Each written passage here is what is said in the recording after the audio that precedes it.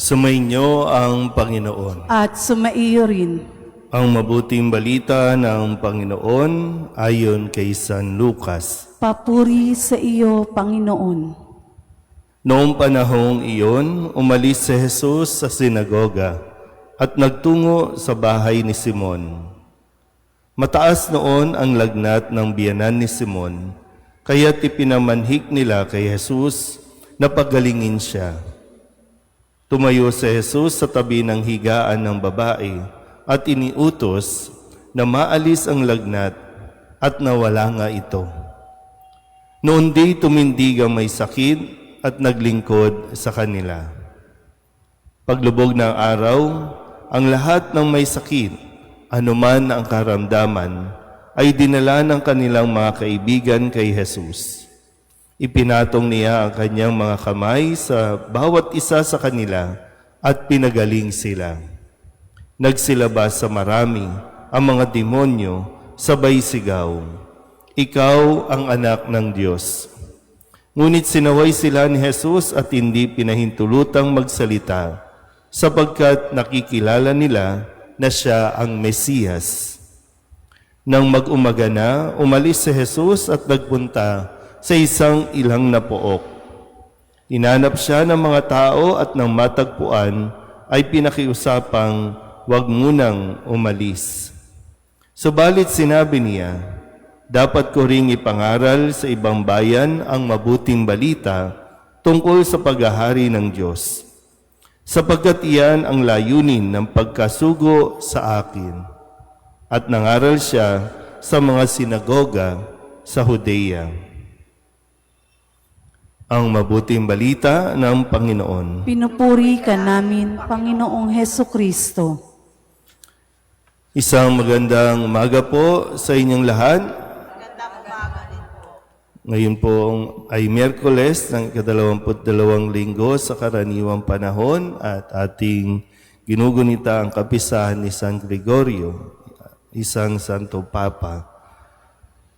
At sa atin pong narinig na kwento sa ating Ebanghelyo ay sunod-sunod na po ang mga gawain ng pagpapagaling ni Jesus sa mga may sakit. Palipat-lipat ng lugar upang ipahayag ang mabuting balita, pero sa kalaunan ay maraming mga idinudulog kay Jesus para pagalingin anuman ang kanilang mga karamdaman, at ito naman po ay tinutugunan ni Jesus. Para bang sa ating pong mga gawain, talagang mayroong mga madadagdag, pero sa ginagawa ni Jesus na dapat natin matutunan na napakahalaga sa dami po ng gawain, At hindi naman po mauubos yan. Habang tayo ay nabubuhay, babangon tayo,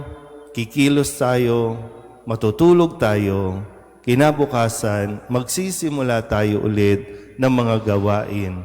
Pwedeng yung usual na gawain, pwedeng may madadagdag na gawain.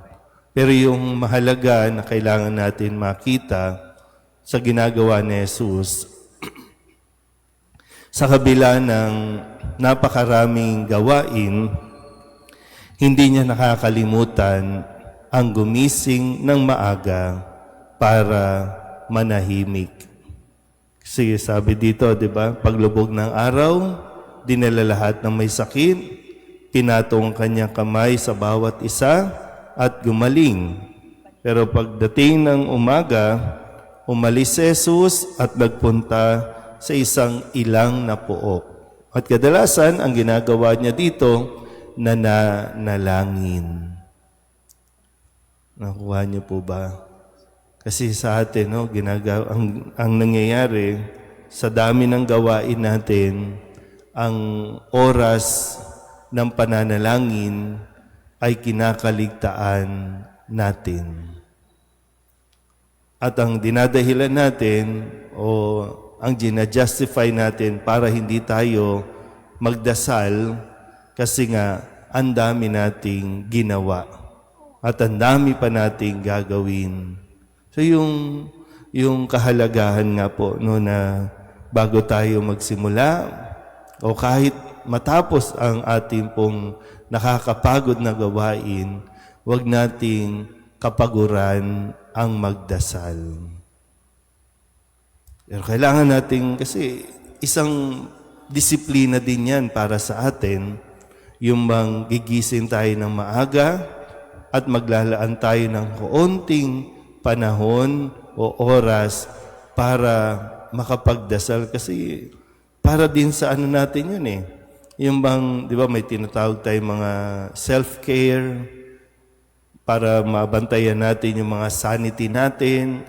Kasi sira talaga ng ulo natin yung sa dami at yung nakatuon lang tayo dun sa dami ng ating gawain. Lahat ng ito naman, hindi natin ma-achieve, hindi natin matatapos kung wala ang tulong ng Diyos.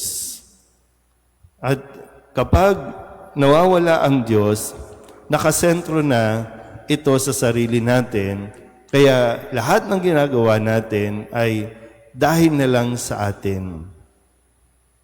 Yan yung ginawa ni Jesus, di ba? Gusto siyang manatili na lang doon ng mga tao, pero sa pananalangin niya, kailangan din niyang pumunta sa iba pang mga lugar. Nagawa niya na at pamalas niya na ang presensya ng Diyos, ang mapaghimalang kamay ng Diyos sa lugar na ito, panahon naman para lumipat sa iba. So, hindi yung pagod na ako na lang laging. Yan yung mga dinadahilan ng mga taong pagod na nga at kulang sa pananalangin. Reklamo na ang lalabas. Pero si Kristo, muli, sa dami ng gawain, binibigyan niya pa rin ng oras na mapag-isa at makapagdasal sa kanyang Ama, ang ating Panginoon. Amen?